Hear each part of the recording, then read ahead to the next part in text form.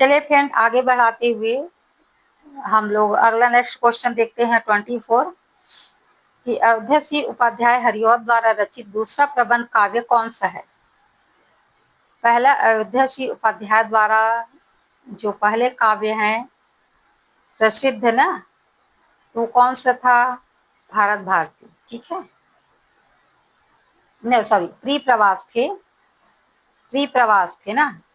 और दूसरा कौन सा है? वैदेही वनवास है, मैथिली वनवास है, रामचरित चिंतामणि है, साकेत संताप है। तो दूसरा जो है वैदेही वनवास है, ठीक है। वैदेही वनवास 1941 हरिऔध की दूसरी महत्वपूर्ण महाकाव्य है जो राम द्वारा सीता के निवासन पर आधारित है। नेक्स्ट देख लेते हैं। प्रसिद्ध इतिहासकार डॉक्टर नगेंद्र ने द्विवेदी युग को किस अन्य नाम से संबोधित किया है? डॉक्टर नगेंद्र ने ना, तो किस उपनाम से संबोधित किया है? जागरण सुधार काल, पुनर्जागरण काल, क्रांति काल, नव जागरण काल। तो द्विवेदी युग को ना, एक मिनट, द्विवेदी युग को डॉक्टर नगेंद्र ने जागरण सुधार काल, है ना, जागरण सुधार काल का नाम दिया है। हिंदी साहित्य के इतिहास में ना, अपनी पुस्तक है हिंदी साहित्य के इतिहास में द्विवेदी युग को जागरण सुधार काल नाम दिया है। नेक्स्ट देख लेते हैं। कालिदास कृत मेघदूत का धराधर धावन नाम से ब्रज भाषा में पद्य अनुवाद किसने किया है? श्रीधर पाठक ने किया है, राय देवी पूर्ण ने, लाला भगवान दिन ने, रामचरित उपाध्याय ने। धराधर धावन के नाम से ना, मेघदूत का धराधर धावन के नाम से ब्रज भाषा में पद्य अनुवाद किसने किया है? तो धराधर धावन जो है, धराधर धावन श्रीधर पाठक की नहीं है, रायपूर्ण देवी, लाला भगवान दिन, रामचरित उपाध्याय। तो किसकी है ये?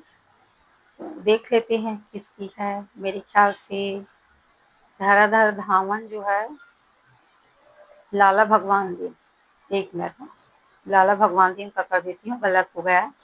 लाला भगवान दिन नहीं है, वीर छत्राणी लिखी है।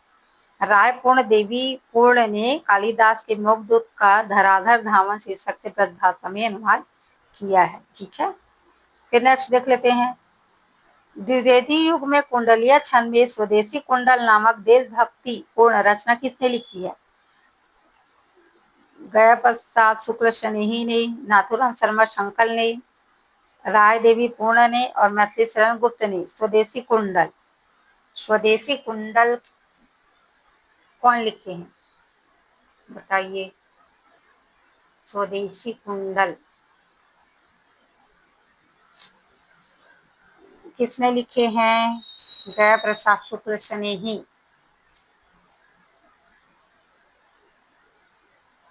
नाथूराम शर्मा शंकर की रायपूर्ण देवी।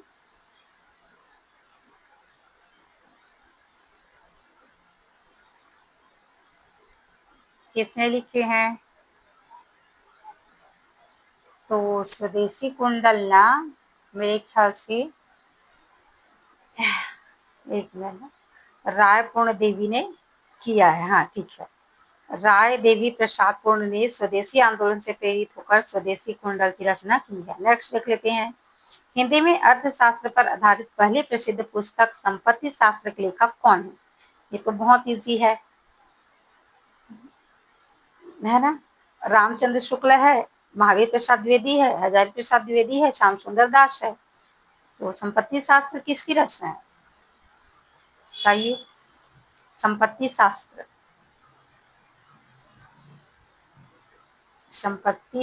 ना, तो संपत्ति शास्त्र जो है महावीर प्रसाद द्विवेदी की रचना है, ठीक है। महावीर प्रसाद द्विवेदी ने भारत के आर्थिक शोषण को उजागर करने हेतु संपत्ति शास्त्र 1908 ईस्वी में लिखी थी। नेक्स्ट देख लेते हैं। मैथिली शरण गुप्त द्वारा 1910 में रचित जयद्रथ साहित्य की किस विधा के अंतर्गत आते हैं? मुक्तक काव्य है, मुक्तक है, महाकाव्य है, गीति नाट्य है, खंड काव्य है। तो जयद्रथ मेरे ख्याल से खंड काव्य है। ठीक है। जयद्रथ महाभारत के एक प्रसंग पर आधारित गुप्त जी के अत्यंत सफल खंड काव्य है। नेक्स्ट देख लेते हैं, द्विवेदी युग के किस कवि को ब्रजभाषा कोकिल की उपाधि दी गई है? तो रायपूर्ण देवी, वियोगी हरि, सत्यनारायण कवि रत्न, जगन्नाथ दास रत्नाकर। तो ब्रजभाषा कोकिल जो है किसको दिया है ब्रजभाषा कोकिल की उपाधि? ब्रजभाषा कोकिल जो है ना, तो जगन्नाथ सत्यनारायण। देखते हैं ब्रजभाषा कोकिल, इसको देख लेते हैं। सत्यनारायण कवि रत्न अपनी मधुर ब्रजभाषा रचनाओं हेतु कवि रत्न और ब्रजभाषा कोकिल कहे जाते हैं। ठीक है। नेक्स्ट देख लेते हैं, हिंदी साहित्य के मील का पत्थर माने जाने वाली प्रसिद्ध कहानी उसने कहा था 1955 पत्रिका किस पत्रिका में प्रकाशित हुई थी? माधुरी में, सरस्वती में, मर्यादा में, इंदु में। किस पत्रिका में प्रकाशित हुई थी? उसने कहा था। तो उसने कहा था जो है किस पत्रिका में प्रकाशित हुई थी कहानी ना?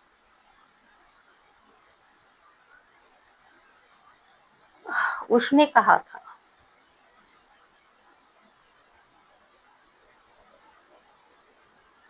मेरे ख्याल से ना ये मर्यादा ही होंगी शायद।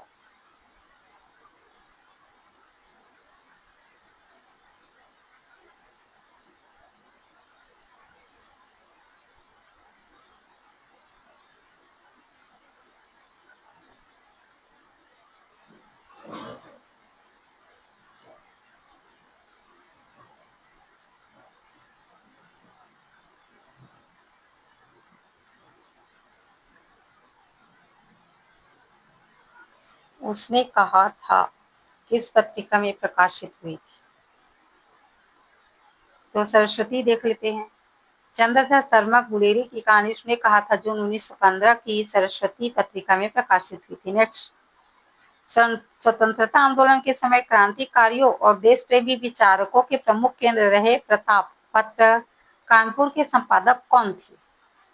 प्रताप ना, तो यहाँ पे लिखा है स्वतंत्रता आंदोलन के समय क्रांतिकारियों और देश प्रेमियों के विचारकों के प्रमुख केंद्र रहे प्रताप पत्र ना। कानपुर के संपादक कौन थे जो कानपुर से थे?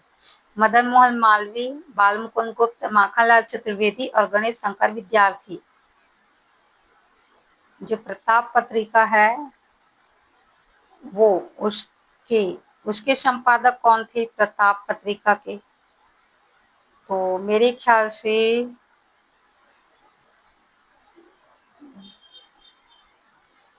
मदन मोहन मालवीय गलत है। गणेश शंकर विद्यार्थी है ना, 1913 में कानपुर से प्रताप का संपादन किया जो स्वतंत्रता का संग्राम का स्तंभ बना था। नेक्स्ट देख लेते हैं, द्विवेदी युग के किस कवि ने गर्भंडा रहस्य नामक काव्य में विधवाओं की दयनीय स्थिति और देव मंदिर के व्यभिचार पर प्रहार किया है? किसने किया था? रूपनारायण पांडे ने, रामचरित उपाध्याय, लाला भगवानदीन, नाथूराम शर्मा शंकर ने। बताइए किसने किया था? गर्भंडा रहस्य, विधवाओं की दयनीय स्थिति ना, तो किसने किया था? ये जो है जो गर्भंडा रहस्य है ना, वो मेरे ख्याल से नाथूराम शर्मा शंकर की होंगी। देख लेते हैं। ठीक है। नाथूराम शर्मा शंकर ने गर्भंडा रहस्य के माध्यम से समाज सुधार और विधवा दुर्दशा पर तीखा व्यंग किया था। नेक्स्ट देख लेते हैं, श्रीधर पाठक द्वारा रचित काव्य कृति उजड़ ग्राम अंग्रेजी के किस प्रसिद्ध कवि की रचना है? उजड़ ग्राम ना, तो ओलिवर गोल्ड स्मिथ की है। Oliver gold Smith, John Milton, William Wordsworth, Alexander pope. किसकी है? उजड़ ग्राम। उजड़ ग्राम जो है जॉन मिल्टन की है सर। उजड़ ग्राम तो ये उजड़ ग्राम ना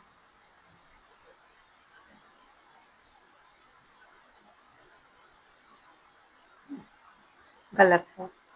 गोल्ड स्मिथ की है ना, श्रीधर पाठक ने ओलिवर गोल्ड स्मिथ की कृति उजड़ ग्राम का अनुवाद 1889 में किए थे। ठीक है, नेक्स्ट देख लेते, 3 गलत हो गए मेरे।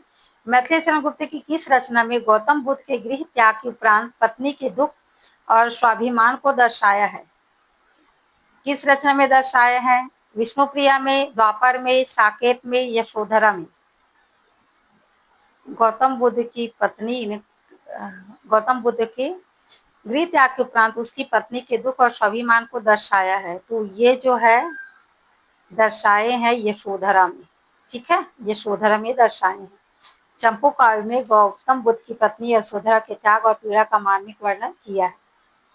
द्विवेदी युग के नीतिपरक और प्रबंधात्मक काव्य रामचरित चिंतामणि के रचयिता कौन है? लाला भगवान दीन, रामचरित उपाध्याय, रामनरेश त्रिपाठी, मैथिली शरण गुप्त। तो रामचरित चिंतामणि है ना, वो जो है मेरे ख्याल से रामचरित उपाध्याय, हाँ, रामचरित उपाध्याय ने राम कथा पर आधारित रामचरित चिंतामणि नाम विशाल प्रबंध काव्य लिखा है। छायावाद शब्द का प्रयोग करने वाले मुकुटधर पांडे किस युग के महत्वपूर्ण कवि माने जाते हैं? किस युग के कवि हैं? द्विवेदी, भारतेंदु, प्रगतिवाद, छायावाद। तो द्विवेदी ना किस युग के माने जाते हैं? तो ये द्विवेदी युग के ही माने जाते हैं। ठीक है, मुकुटधर पांडे श्री शारदा पत्रिका में छायावाद लेख लिखने वाले द्विवेदी युगीन कवि हैं। नेक्स्ट देख लेते हैं। द्विवेदी युग में काव्य मंजूषा और सुमन नाम से काव्य संग्रह किस साहित्यकार ने प्रकाशित करवाए? तो मैथिली शरण गुप्त ने, हरिऔध ने, महावीर प्रसाद द्विवेदी ने, श्रीधर पाठक ने। तो काव्य मंजूषा और सुमन, तो काव्य मंजूषा और सुमन जो लिखे हैं वो तो महावीर प्रसाद द्विवेदी जी है। ठीक है, अबला विलाप आदि मौलिक काव्य ग्रंथ की रचना की है। नेक्स्ट, मैथिली शरण गुप्त की प्रसिद्ध खंड काव्य रचना पंचवटी का प्रकाशन वर्ष किस वर्ष हुआ? 1931, 1912, 1925, 1936। तो पंचवटी जो है 1925 की रचना है। ठीक है, 1925 की रचना, यहाँ पे लिखा भी है नैतिक मूल्यों से परिपूर्ण रचना पंचवटी प्रकाशित हुई थी 1935 में। नेक्स्ट, अयोध्या श्री उपाध्याय हरिऔध द्वारा रचित ठेठ की ठाठ किस विधा की गद्य रचना है? ठेठ की ठाठ, हिंदी ठेठ का ठाठ उपन्यास है, नाटक है, काव्य ग्रंथ है, निबंध संग्रह? हिंदी ठेठ का ठाठ क्या है? तो मेरे ख्याल से काव्य संग्रह नहीं, उपन्यास ही है शायद। एक मिनट देखें, उपन्यास सही है। हिंदी ठेठ का ठाठ जो है 1999-90 में, सॉरी 1899-90 1900 में, और अकीला फुर हरिऔध जी द्वारा प्रसिद्ध रचना जो मुहावरेदार उपन्यास है। ठीक है, नेक्स्ट देख लेते हैं। द्विवेदी युगीन काव्य परंपरा में ब्रज भाषा के अंतिम शास्त्री और महान कवि किसे स्वीकार किया जाता है? सत्यनारायण, कवि रत्न राय, देवी पूर्णश्री, जगन्नाथ दास रत्नाकर, भारतेंदु हरिश्चंद्र। अंतिम ना, अंतिम बोल रहे हैं, ब्रज भाषा की अंतिम। तो ब्रज भाषा के अंतिम शास्त्रीय महान कवि जो है जगन्नाथ रत्नाकर। ठीक है, जगन्नाथ रत्नाकर को आधुनिक काल में ब्रज भाषा का परंपरा का अंतिम महान आचार्य कवि माने जाते हैं। नेक्स्ट देख लेते हैं। द्विवेदी युग के किस कवि ने अनुराग रत्न और शंकर सर्वस्व रचनाओं का सृजन किया है? अनुराग रत्न और शंकर सर्वस्व तो किसकी है? ये गया प्रसाद शुक्ल स्नेही, नाथुराम शर्मा शंकर, रामचरित उपाध्याय, राय देवी पूर्णसी।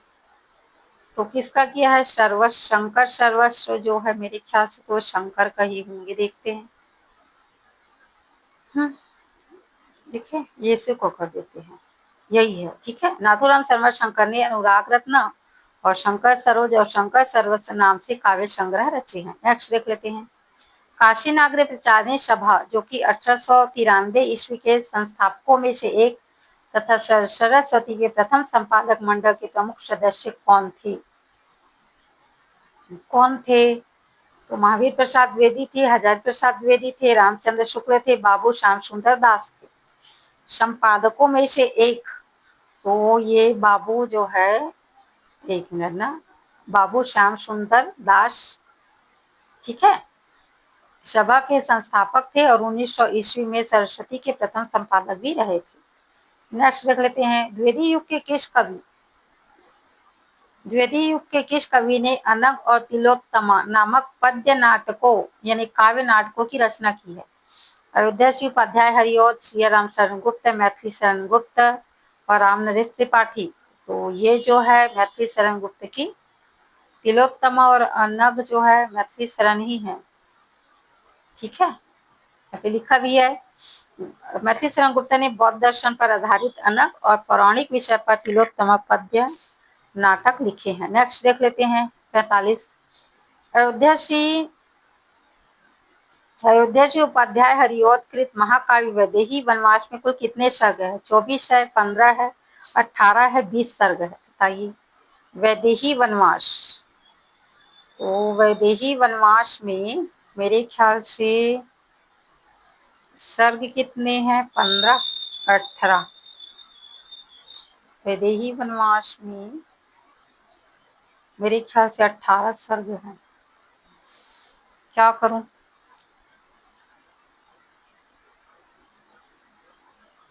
पंद्रह,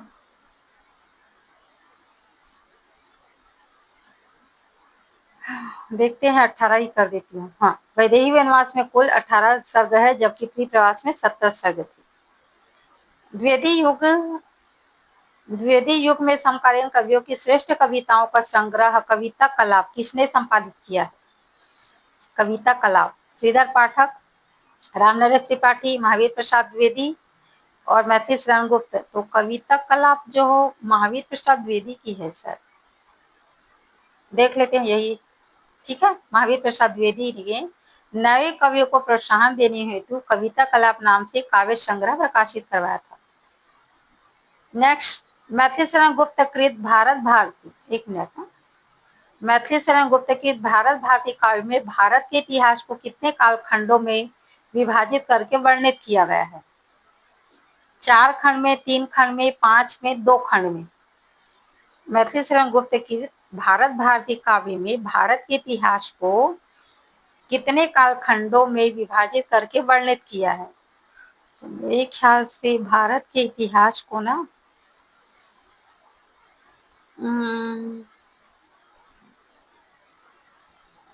भारत भारती में, तो मुझे पता नहीं है, तो मैं लगा देती हूँ कोई सा भी, तो मुझे करना ही है, ठीक है।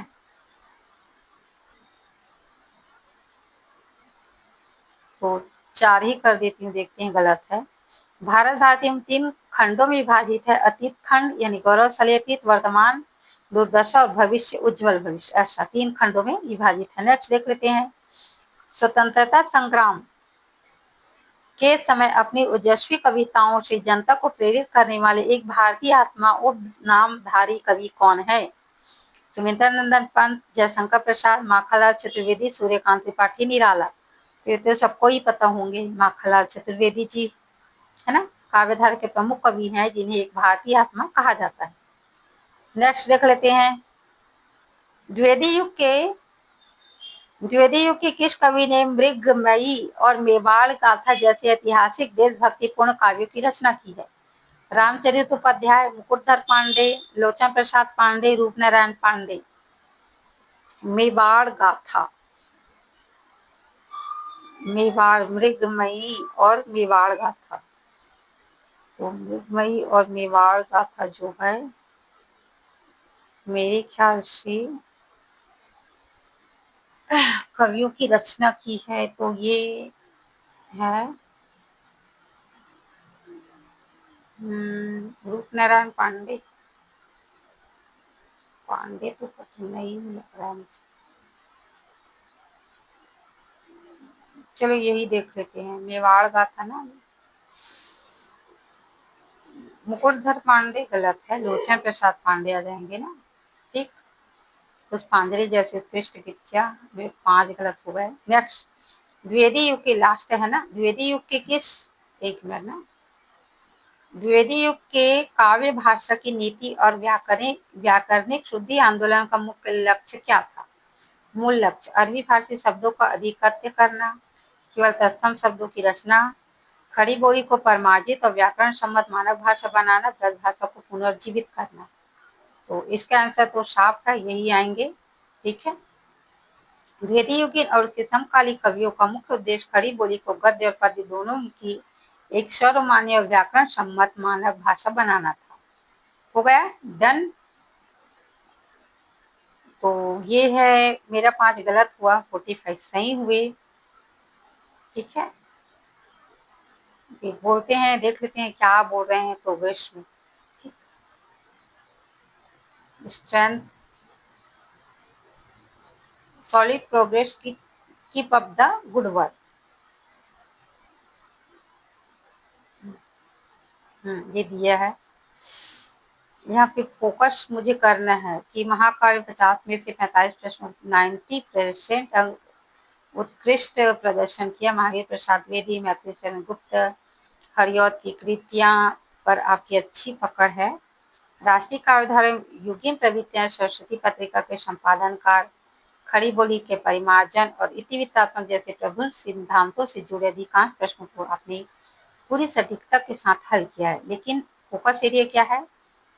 अनुवादित साहित्य मूल रचना श्रीधर पाठक द्वारा ओलिवर गोल्डस्मिथ की रचनाओं के अनुवाद, उजरग्राम और राय पूर्ण देवी के मेघदूत के अनुवाद, धराधर धामन जैसे तथ्यात्मक प्रश्नों का पूर्वालोकन करें। पत्र पत्रिकाओं के संपादन व रचनाओं के खंड, प्रताप पत्र के संपादक गणेश शंकर विद्यार्थी तथा भारत भारती की आंतरिक रचना, 3 कालखंडों से जुड़े सूक्ष्म तथ्यों पर थोड़ा और ध्यान देने की आवश्यकता है। ठीक है, ये हो गया मेरा। तो ठीक है फ्रेंड, फिर देखते हैं मेरा स्कोर इतना हुआ। कमेंट में प्लीज कमेंट में बताइए कि आप लोगों का स्कोर जो है कितना हुआ। ईमानदारी से ना, ईमानदारी से बताना कि आप लोगों का स्कोर कितना हुआ। ठीक है, चलिए फिर मिलते हैं नेक्स्ट वीडियो में। ठीक है, तब तक के लिए धन्यवाद। ठीक, बाय।